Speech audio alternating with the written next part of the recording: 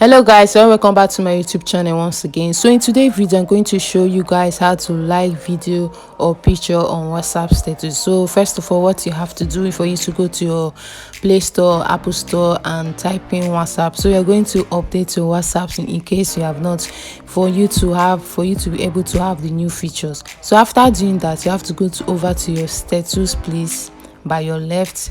So this is the status place, so you just have to choose any one status you feel like viewing here. You just have to choose anyone. After doing that and it's loading, you are going to see love sign there at the right side. You just have to for you to like the picture, for you to love the picture, you are going to just press it. It's showing green, so the person who posts this status is going to know that you like his or her video or picture. So guys, this is the end of this video. Don't forget to like and subscribe to my YouTube channel, and see you next time. Love you.